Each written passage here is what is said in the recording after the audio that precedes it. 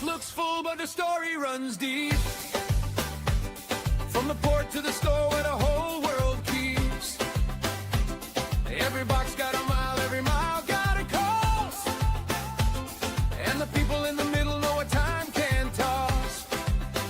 One delay, then 10 more calls. One small break can shake it all. Let's talk supply chain. From the factory floor to the trucks in the rain and the ship at shore.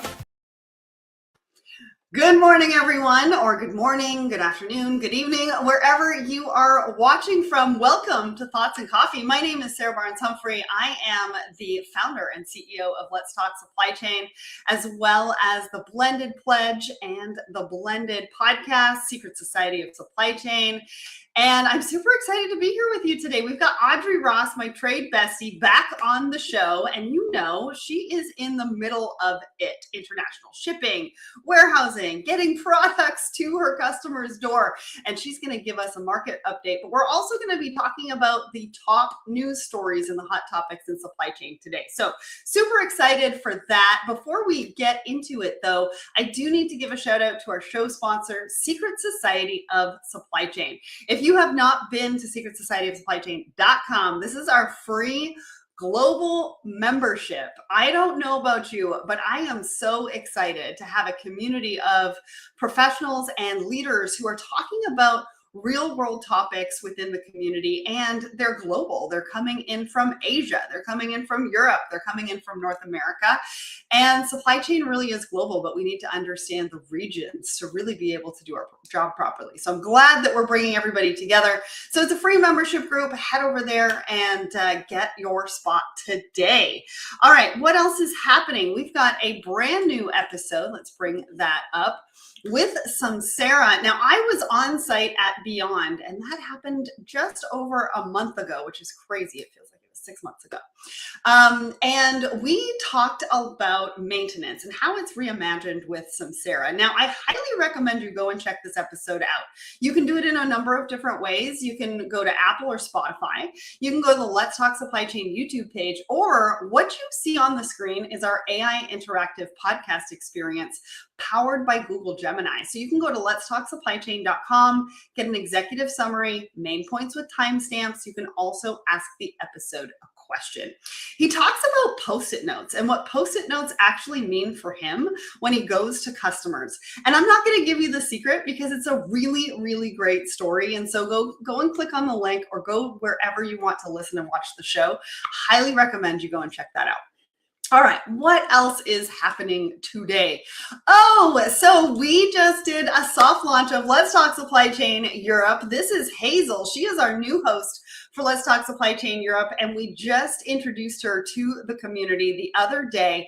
We are launching this with our first episode in September, so stay tuned, or you can go and follow the Let's Talk Supply Chain Europe LinkedIn page for all of the news and the highlights specifically for that region. So super excited to have Hazel on board and can't wait for that first episode. And where are we going to be? So on Friday is TPM Today. We've got a couple of guest hosts. We've got Danielle and Garrett. They're going to be hosting TPM Today in lieu of Eric Johnson. And they're talking about why forwarders are still window shopping for AI. Are they? Do they want to talk about it? I'm not entirely sure. I think they want to get it in their hands and they want to see what it can do for them. Where else are we going to be in person? Well, I'm going to be moderating a panel at the Logistics M&A Club September 16th through 17th in Chicago. And this is going to be an interesting one. I'm going to be talking a little bit more about my story, but I just found out today that Charlie Zaffro is going to be on my panel, and I'm super excited about that. We have been on stage a number of times together, and so that's going to be a lot of fun. Next, we're going to be at Keller Logistics, and we're going to be recording podcasts on site. We're also going to be on stage and doing some social content. So September 23rd is the day. If you want to join us in Defiance, Ohio, you can click that QR code and sign up. Otherwise, stay tuned because we're going to have everything over on the Let's Talk Supply Chain social. Then September 23rd through 24th, Hazel is going to be on site and on stage at Parcel and Post Expo. That's happening in London. And I'm going to be at the Inland Distribution Conference with my social media team as well, September 28th through the 30th. Go and get your registration ASAP. This one's going to be a good one. We're going to go through a Maersk report later on in this show, and it's going to be talking about the last mile. It's going to talk about inland and what we need to know. And this is a great place to be to get all that information. Hazel is also going to be at the Leaders in Logistics Summit October 6th through 7th. Now that's happening in London as well. We're excited to be a media partner for that. And we've got a webinar coming up with Supply Chain Brain, and it's called AI in Integrated Business Planning from Data to Decisions. I will be moderating that, and that's happening October 14th at 2 p.m. Eastern. So make sure that you go ahead and register so you can join us for that. And then, of course, Manifest is happening. I think we've got some early bird discounts that's happening in the link that we're going to share in the comments. Registration is now open February 8th through 10th in Vegas. All right, what else do we have? There's so much to talk about, and I really need to bring up Audrey. The monthly pop. This is my LinkedIn newsletter. We've got a brand new one out. It came out this week.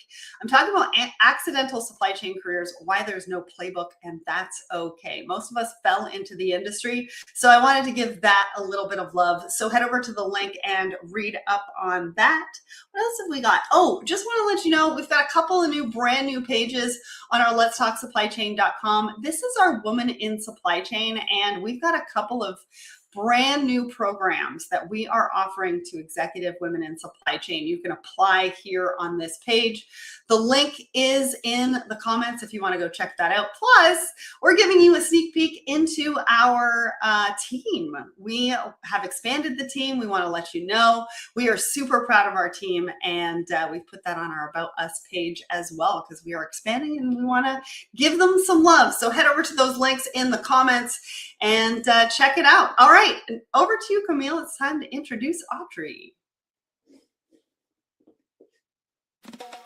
Every item on a shelf crossed a border to get there. Nobody notices until one gets stuck. Audrey Ross has spent 20 years making sure that never happens. She started as an account coordinator in 2005 at the same beauty company she still serves today. She climbed through 4 roles there: traffic coordinator, logistics specialist, compliance manager, now senior manager. She holds the CITP and FIBP credentials and leads compliance across more than 20 countries. She believes trade compliance is invisible until a headline changes everything overnight. Please welcome Audrey Ross to Thoughts and Coffee. Hey, Audrey, how you doing? Welcome back. I'm so glad you're here today. So good to be here. Thanks for having me. Well, I need to give a shout out because we've got a couple of people over on our Instagram. I'm not entirely sure how to say it though. That's the problem with Instagram handles. Yeah, they're not actually people's names. So it's easier to shout out people on LinkedIn than it is on Instagram. But I just want to know, I want you to know I see you. I give you a shout out, and I'm so glad that you're here. Yes, do that. I always forget that. You are so much better at that. Anyways, I think it's because I'm an OG millennial. But anyways, that's the point, and that's a conversation for another day. Yeah. Welcome to the show. So we've got a lot to talk about today. I think there's a lot going on in the industry. There's a lot to think about. I mean, we're in August, right? So we're right in the middle of peak. Yeah.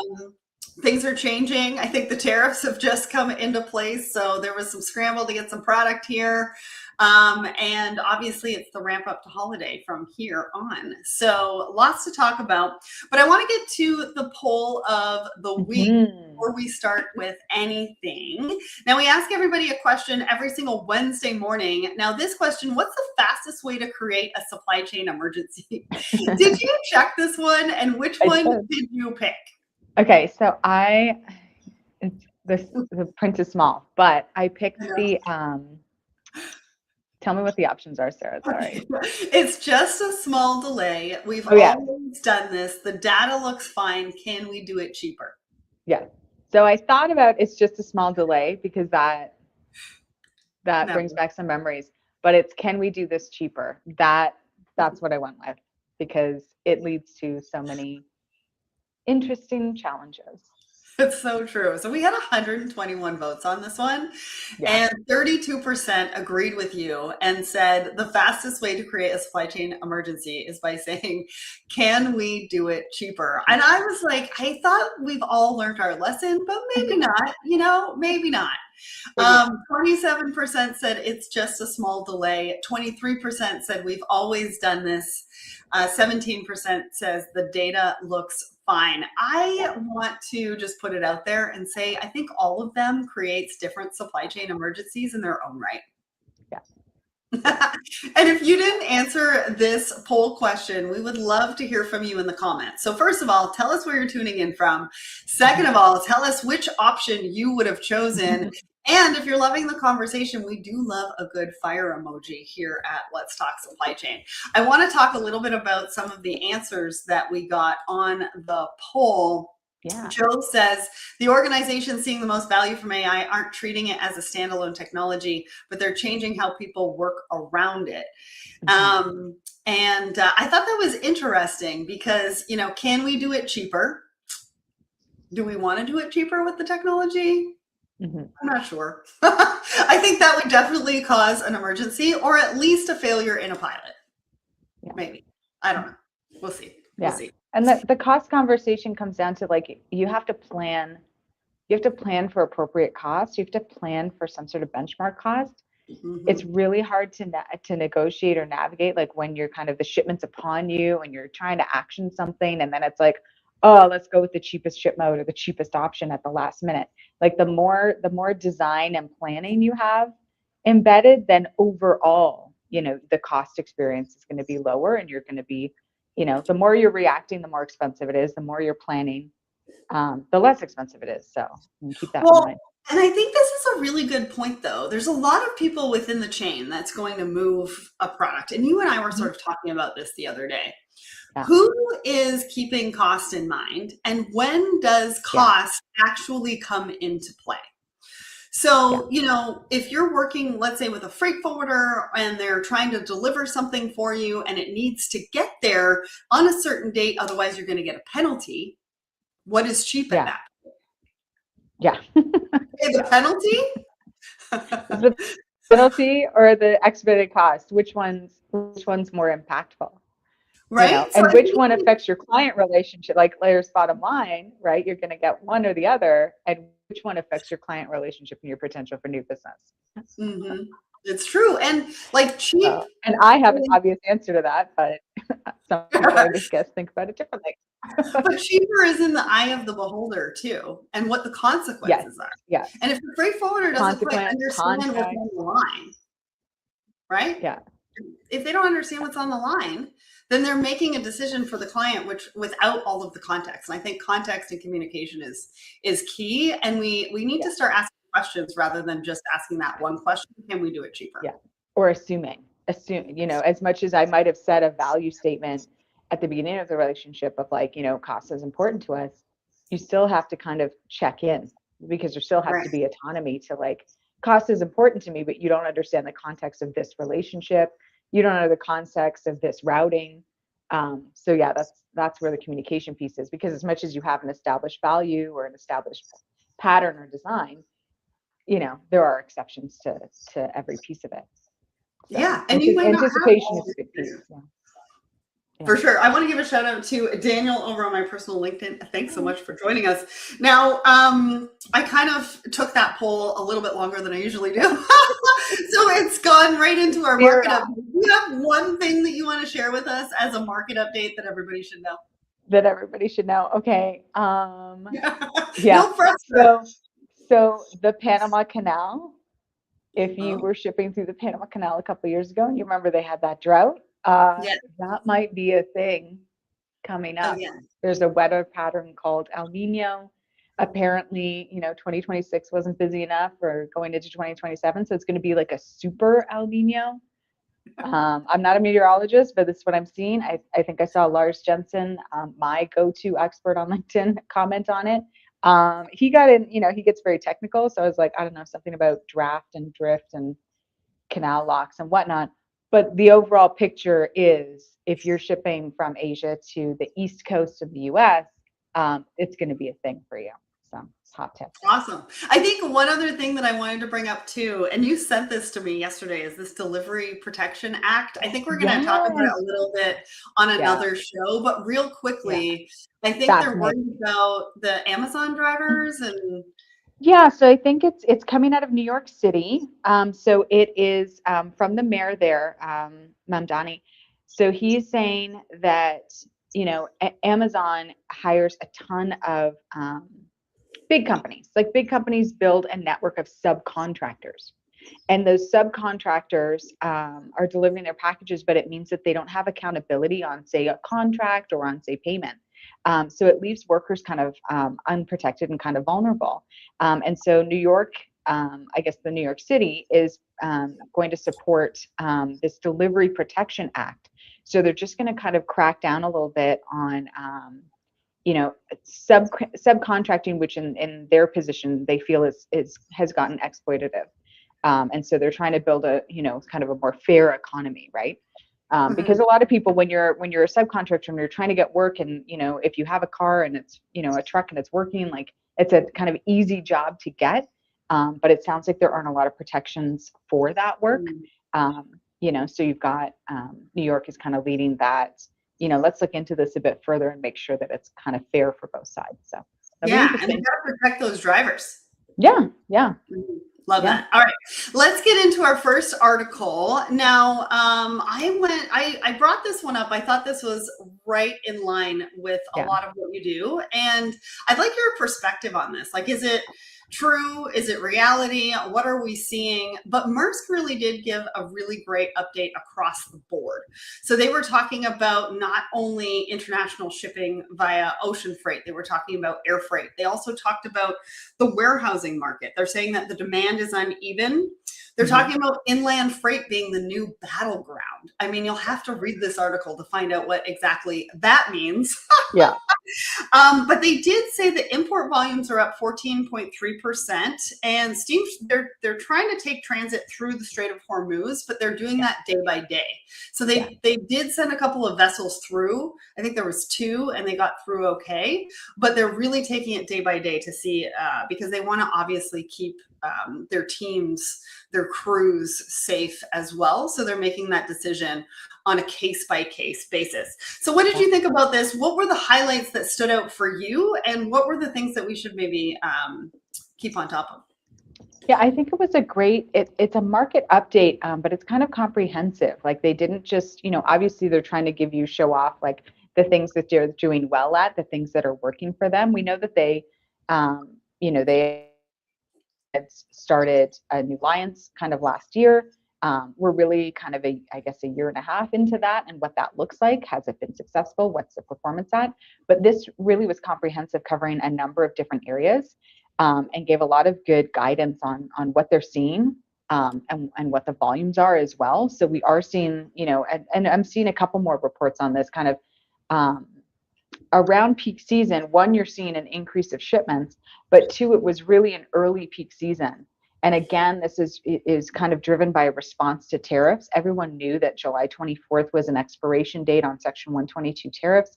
So then we knew that there was going to be some sort of change, but not sure what it might be, right? So there was a lot of acceleration from, kind of the post, if you're shipping from Asia, that post-Chinese New Year period, was kind of accelerated. And I think they cover that really well.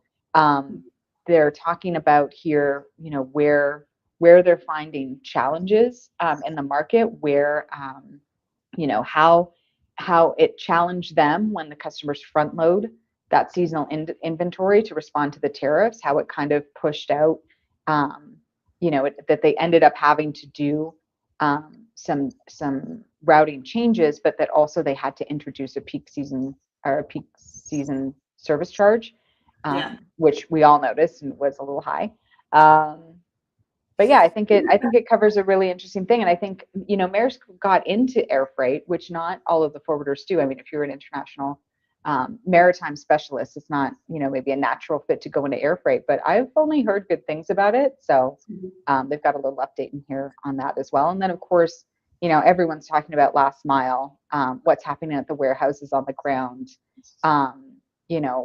like what shippers are really looking for now that, you know, a lot more of us are bringing in maybe more inventory than we used to, you know, like moving from that just in time model into kind of having more inventory on hand. Then, you know, what are the service changes that you need to adapt to a bigger storage piece and activity piece in the warehouse, as opposed to like the kind of in and out style that you had kind of with just in time. So overall, very good.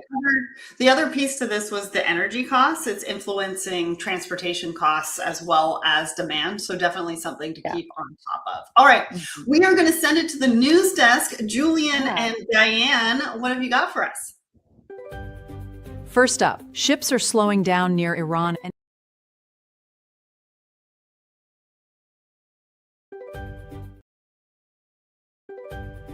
First up, ships are slowing down near Iran and everyone's acting like it's normal. 6 ships crossed Hormuz, down from 7. 20 crossed Bab el-Mandeb. Talks with Iran are still stuck. That uncertainty is why war risk premiums stay priced into every ocean rate right now. Next, carriers tried to raise prices in August. The market said no. Shanghai to Rotterdam fell 3% to $4,677. Shanghai to Genoa dropped 6% to $5,630. If you're negotiating Q3 contracts right now, that's leverage. Use it. And this one matters. 3 warehouse automation brands are now one company. American Industrial Partners merged Intelligrated, True, and Transnorm. Over $1 billion in revenue, 3,700 people. That's one less independent option for anyone shopping automation vendors right now. Last one. Uber has built a robot fleet empire, and barely anyone's talking about it. Over 30 AV partnerships, $500 million into Neuro, up to $1.25 billion tied to Rivian. Whoever wins self-driving, Uber already owns the fleet running underneath it. Sarah, back to you.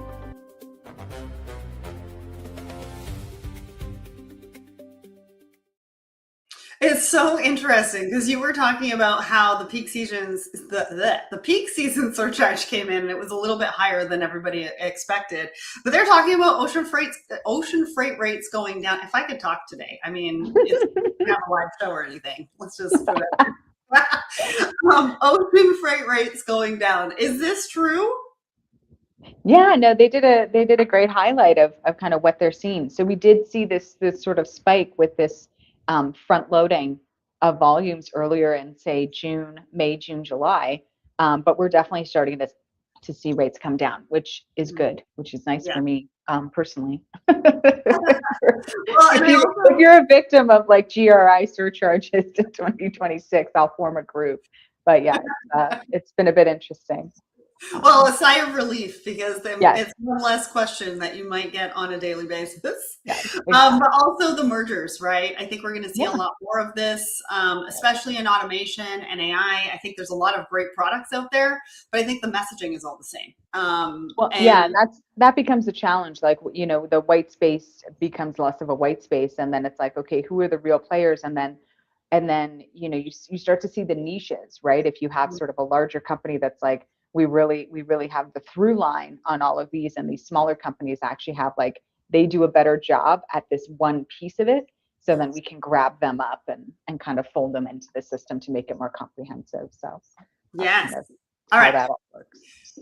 Let's get to our second article. Now, this comes from the Let's Talk Supply Chain LinkedIn newsletter. And I want to give a shout out to the team because they did a great job on this particular article. It's one of the reasons why I wanted to highlight it. They're talking about supply chains under pressure, and they're talking about how a supply chain can look highly efficient on paper, but the underlying risk is where you're going to cause the cracks, especially when that disruption comes into play. Redesigning supply chains, there's a lot of companies right now. They highlighted Nike and Apple redesigning their supply chain to really reduce that exposure and that risk. But one of the questions that came out of this for me was, how much risk is our organization willing to accept? I don't think any longer it's a conversation about efficiency. It's about what there's going to be risk in every decision that we're going to make. So what is the risk tolerance? Audrey, what do you think? Yeah, no, I thought it was really, really well done and covered kind of the challenges that you think of as a shipper, as being in supply chain. It highlighted, the two, we all tend to look to Apple, to what they're doing in manufacturing. They've had a couple of, really kind of case study worthy, designs, over the last couple of decades. So they're definitely a go-to for what's happening and what you can maybe kind of fold into your own.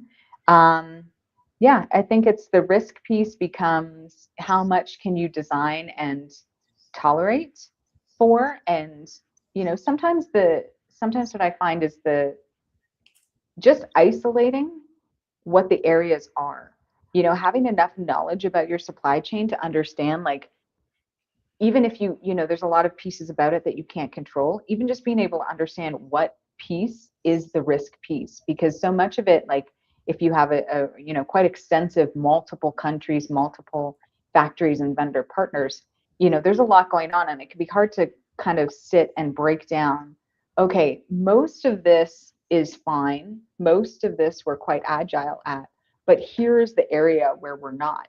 And I find getting kind of a narrowing the focus to be able to plan, design, or try to exert control over that one area, may be a tactic that people can try. And I think that's highlighted in the article.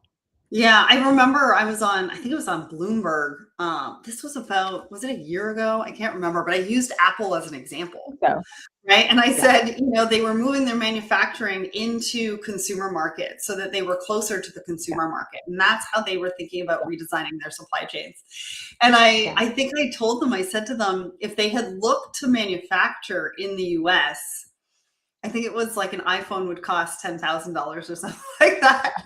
And the hosts on Bloomberg were like, oh, I have 3 of those devices in my household. Absolutely not. Like, I would not be able to afford to have an iPhone if that's the case. I mean, those costs may have come down, who knows, but that was it at the time. And so it's super interesting to hear about that redesigning of supply chain, but there's a lot of factors that go into it when they redesign it and how they come out the other end as to what they're actually going to do with their supply chains, what that looks like as well. So we've got one more article and we've got a couple of minutes left. I do want to let everybody know the QR code actually goes to our Women in Supply Chain page with our new offering. So if you want to click that before we go, head over there and make sure to apply if you're an executive woman in supply chain. All right, so our last article, and I'm not even ready for that. Of course I'm not. Look at what's happening today. All right, so our next is really the title of this particular episode. And you're probably like, why did Sarah choose Bezos as the title of this? Well, this is quite interesting. I mean, we all know that supply chain, the first mile includes sourcing, and the sourcing means raw materials, right? Well, raw materials or maybe fully produced product, depending on who you are and what you're selling. Now, one of the things that we've really been talking about is the battleground for some of those raw materials, especially when it comes to chip making, especially when it comes to technology. We need a lot of that moving forward if we're going to move into the future of AI and technology, because we're going to have to fuel that with, chips. That. So Bezos actually just invested in this company called Cusp AI, and they are looking for the next hot button material. They don't want to necessarily be part of that battle for the raw materials that everybody's looking for. They want to know what the next big thing is for them to be able to put into their products. Audrey, what did you think about this?